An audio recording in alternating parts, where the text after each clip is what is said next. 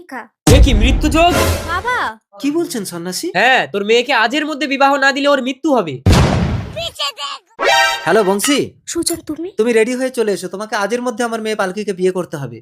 না, বাবলাতলায় যদি কোনো ছেলে হলুদ জামা গায়ে দিয়ে দাঁড়িয়ে থাকে তার সাথেই পালকির বিয়ে হবে। পালকি চল, বাবলাতলায় হলুদ জামা গায়ে দেওয়ার যে ছেলেকে পাবো আমি তার সাথে তোর বিয়ে দেবো, তাই বলে ওই ভিখারির বাচ্চা সুজনের সাথে আমি তোর বিয়ে দেবো না। চল।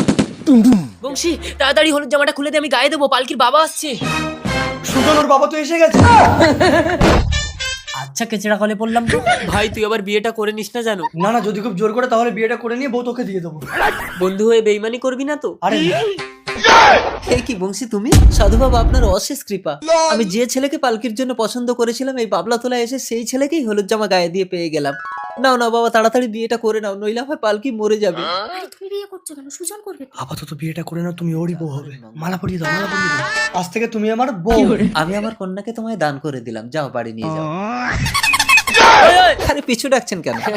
আপনি তাহলে আসেন। ঠিক আছে বাবা। কি হলো বংশী, দরজা বন্ধ করছো কেন? তুমিই তো বলেছিলে বিয়ে করে আমাকে সুজনের হাতে তুলে দেবে। এগ্রিমেন্টটা তো তাই হয়েছে। এ কি সুজন, তুমি এখানে? সুজন, আমার বাবা এসেছে, তাড়াতাড়ি খাটির তলায় লুকাও। কালকে তোমার বাবা আসুন। ভালো আছি বাবা? খুব ভালো। পালকি আমার একমাত্র মেয়ে, এ বাড়িতে তোমাদের আর থাকতে হবে না। চলো, তোমরা আমার রাজপ্রাসাদে থাকবে। এ বাড়ি চিরদিনের মতো তালা দিয়ে বন্ধ করে দাও। ভালোই হলো। বাবা বলছি কি, আমরা এখানে থাকলে ভালো হতো না? বেশি কথা বলিস না পালকি, তোর বিপদ এখনো কাটেনি। চল। টাটা।